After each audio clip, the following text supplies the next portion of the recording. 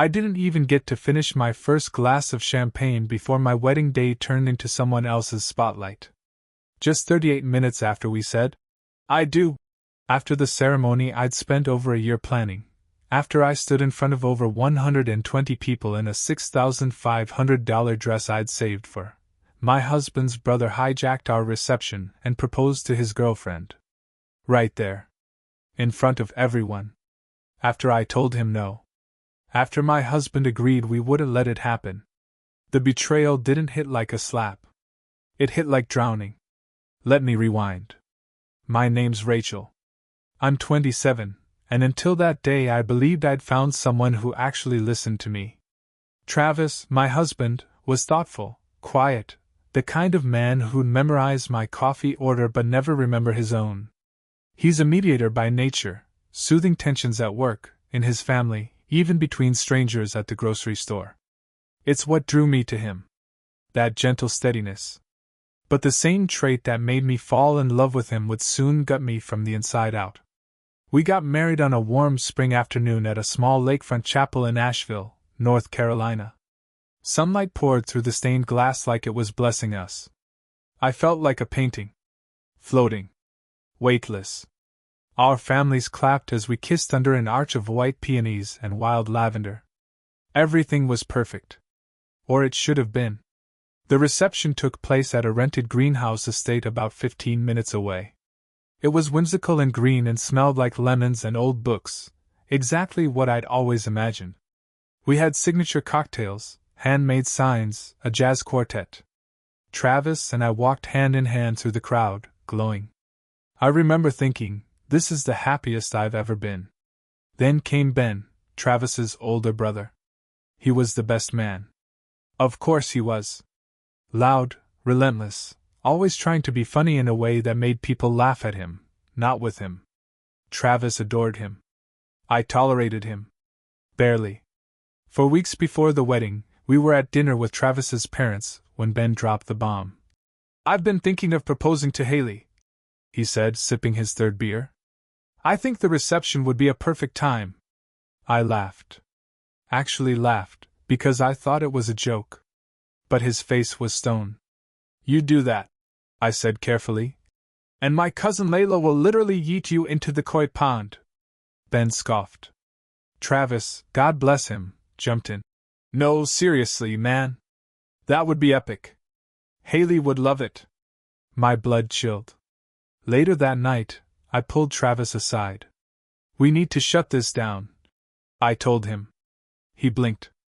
"What? Why?" "Because," I said, "this is our wedding. Not an engagement party. He's trying to hijack our moment." Travis hesitated. I could already see the gears turning in his head, the way they always did when he was caught between people he loved. "I just want him to feel included," he said. "Then let's help him plan his own event," I suggested. "A surprise proposal picnic, something meaningful for them, not our wedding." To his credit, Travis agreed. He promised he'd talk to Ben. A few days later, he told me it was handled. I let out the breath I'd been holding. Crisis averted. Or so I thought. But the days leading up to the wedding were off. Travis was distracted. Tired. Jumpy when his phone buzzed. And every time Ben's name came up, Travis would change the subject. His mom cornered him the week before, too. "Just think how happy Ben would be," she purred. "It's just a proposal. You're married already. Don't be selfish." Travis pushed back, barely. But I saw the storm behind his eyes. That's when I knew someone was going to cross the line. I just didn't know how far they'd go. And when it finally happened, when Ben got down on one knee and pulled out that ring during his best man speech, I didn't scream. I didn't cause a scene. I just stood there, heart pounding, hands clenched, realizing I had married a man who couldn't protect the boundary we drew together. And suddenly, nothing felt like mine anymore, not even my own wedding. When I left the reception, I didn't run. I didn't cry. I walked. Out of the tent, through the garden path, past the fountain where we'd taken our couple photos just an hour earlier. The flowers looked like they were mocking me now, Stupidly perfect, stupidly bright. The photographer even tried to stop me. Do you want me to grab your husband? She asked, clutching her camera like she didn't know what to do with it. No, I said. He knows where to find me. And he did. Travis caught up with me outside the venue, near the staff entrance where the garbage bins were tucked away behind a row of hedges. Somehow, it felt like the only honest place left. Rachel, please, he gasped, winded, face pale. I didn't know.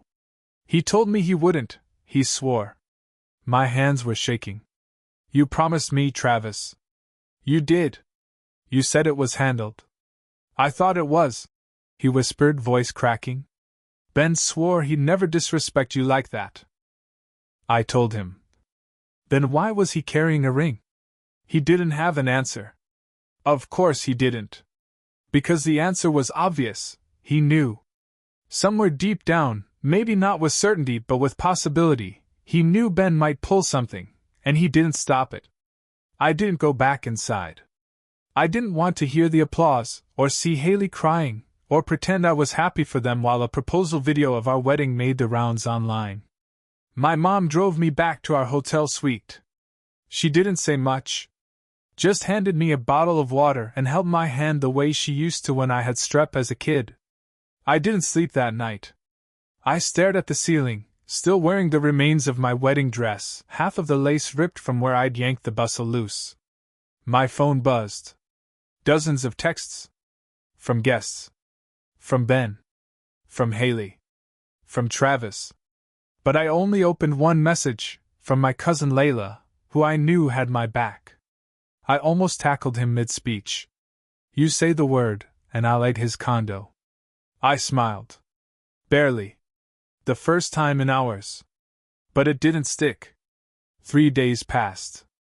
I didn't talk to Travis. He stayed with his parents, which felt like betrayal number 2. Meanwhile, pictures of the proposal exploded online. Haley had posted the clip with a caption that said, Best surprise ever ring revolving hearts #engaged at a wedding #blessed. Like our marriage was just a theme park ride they bought a ticket to. Even worse? His mother shared it too. Tagged it. Ben and Haley stole the show. 2 hearts proud mama. I couldn't believe it. No mention of us. No respect. Just a hijack spotlight and a family who was proud of it. Finally, I agreed to meet Travis. We sat across from each other in a coffee shop downtown, neutral territory. He looked like hell. Still wearing his wedding band, like it was some kind of shield. Why didn't you stop him? I asked quietly. I tried, he said. I swear I did. I told him it wasn't okay. I begged him. But he said he needed this. That Haley was getting cold feet and this would prove he was serious. He guilted me. And you let him guilt you more than you respected me? Travis flinched. I thought it would be small. Maybe private. He promised he wouldn't make a scene. But he always makes a scene, Travis. I said. That's who he is. And you know that. He nodded. I do. I didn't want to cause a fight before the wedding. I thought if I pushed too hard he'd blow up.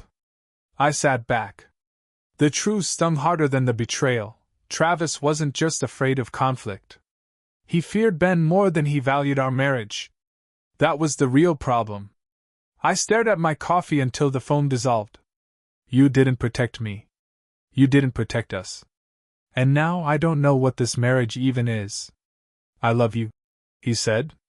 Then prove it, I replied. Because your family clearly doesn't love me enough to respect me.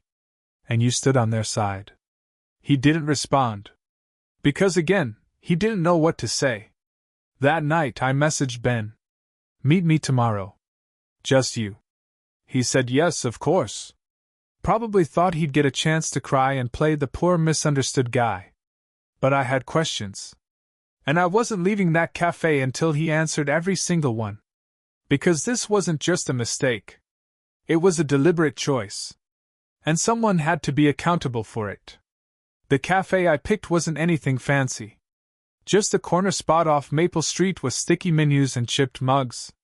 The kind of place where no one would recognize us, no one would interrupt, and no one would overhear when things got ugly. Ben was already there when I walked in. Hoodie pulled up like he was trying to disappear into it. He was sipping a black coffee like it might make him look thoughtful. He saw me and stood, nervous, probably expecting yelling or tears. But I sat down calm. Too calm. Because I wasn't there to scream. I was there to dissect. You lied to me, I said. No hello? No small talk. You looked me in the face and promised you wouldn't propose at our wedding. And then you did. Ben's mouth opened then closed again. Like a fish flopping on dry land. Rachel, I didn't. You did. I snapped. You did do it. You waited until the middle of your best man speech to pull out a ring and kneel in front of my college roommates, my extended family, my husband's wife. And now you're going to explain to me why. He swallowed. Hard. I panicked. Panicked. I repeated. Was the ring burning a hole in your pocket? No, Haley and I had been fighting, he said, voice cracking. The day before the wedding, she told me she wasn't sure anymore. That maybe we were stuck. That I didn't follow through on things. And I thought if I did something big, if I proved I could commit. You'd prove it by stepping on someone else's moment? I thought it would be romantic. He muttered.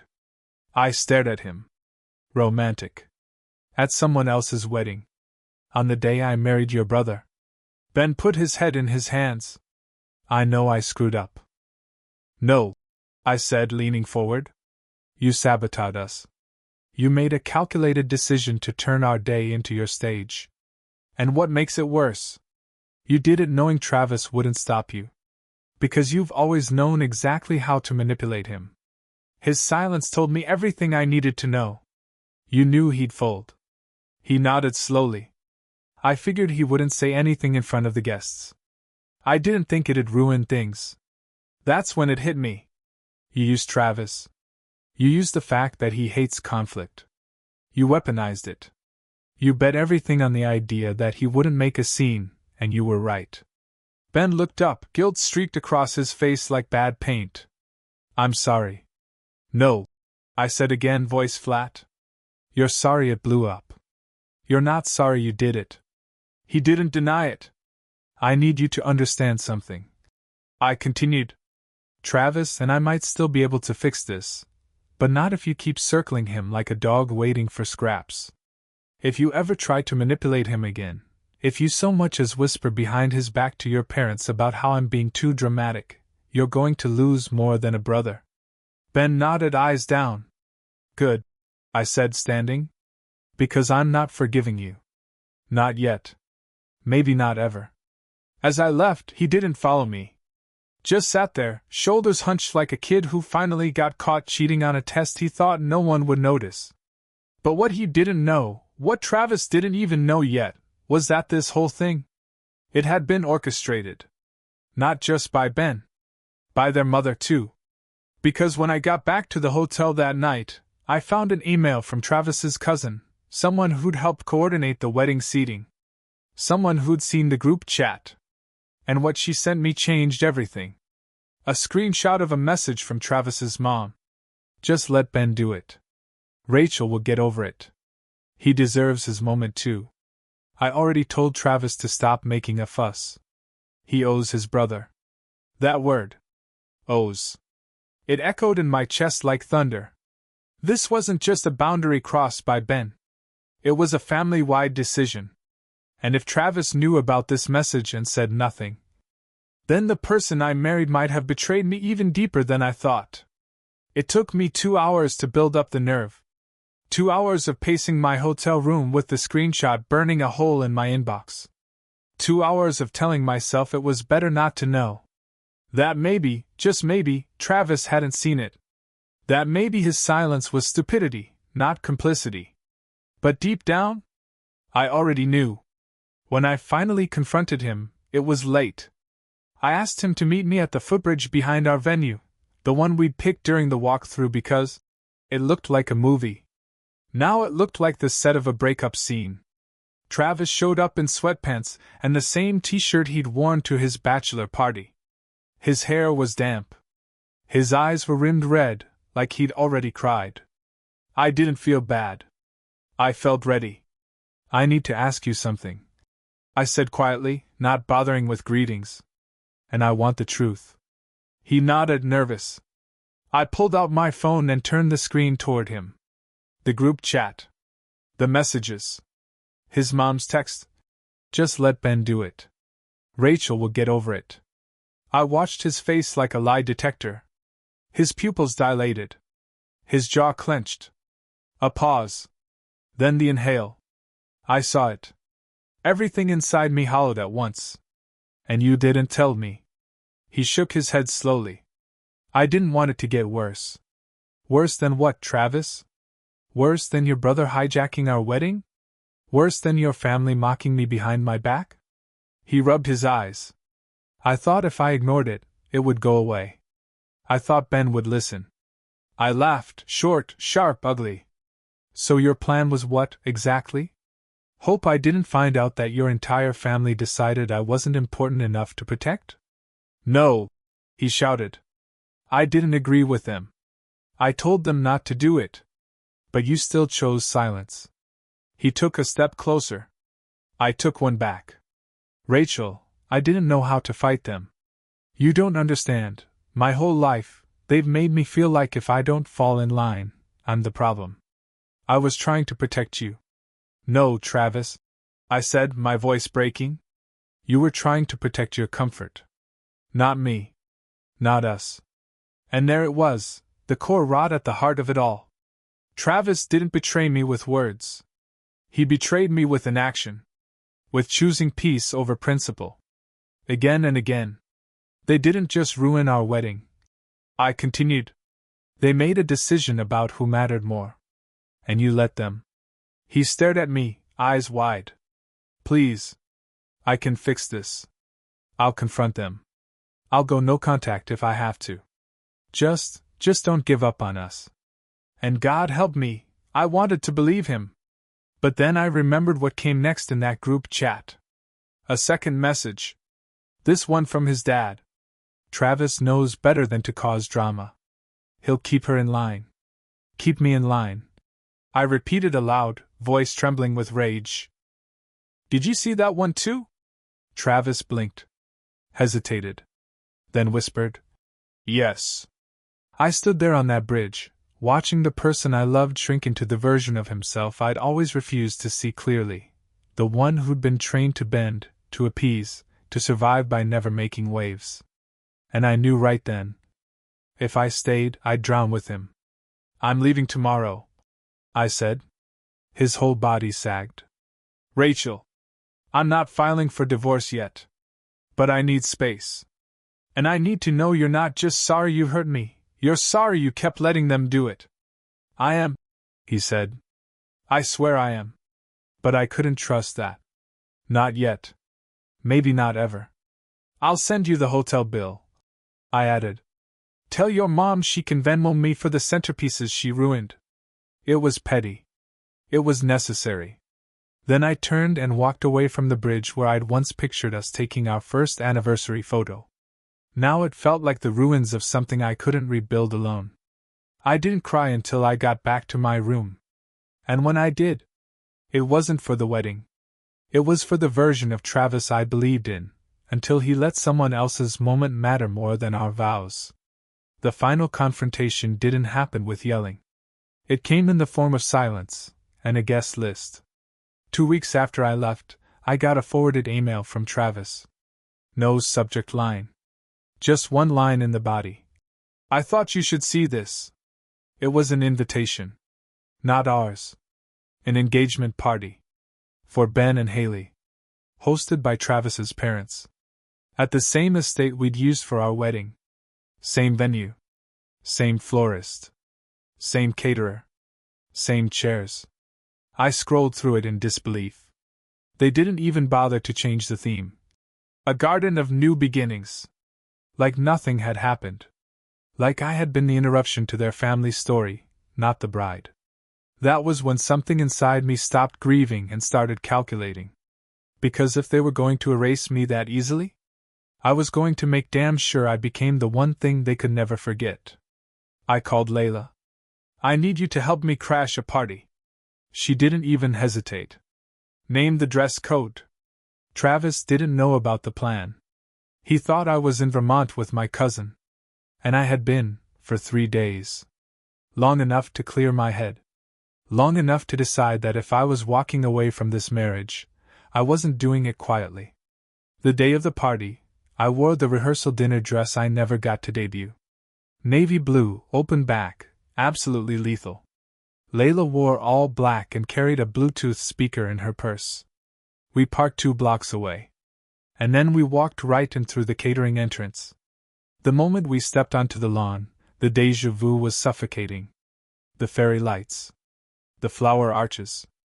The same stupid fountain I'd taken my vows in front of. All of it repurposed like our wedding had been a rehearsal for theirs. I didn't even get 3 steps in before I saw her, Travis's mom. Laughing. Holding a champagne glass. Wearing the necklace I'd given her for Mother's Day. She turned. Saw me. And froze. I smiled like a knife. Nice setup. You'll want to keep that necklace. Returns might get messy. Gasps rippled as people recognized me. And then Layla pulled out the speaker. Do it, I whispered. She tapped play. The audio clip I'd edited the night before came through, loud and sharp. Travis knows better than to cause drama. He'll keep her in line. Rachel will get over it. He owes his brother. He doesn't realize he's just our retirement plan. Ben's voice. His mother's voice. His father's. The group chat audio. The private call Travis never knew I recorded, when his dad laughed and said, "She's dramatic, like all women. Let her cry it out." The crowd went still. Someone dropped a glass. Travis's face turned white.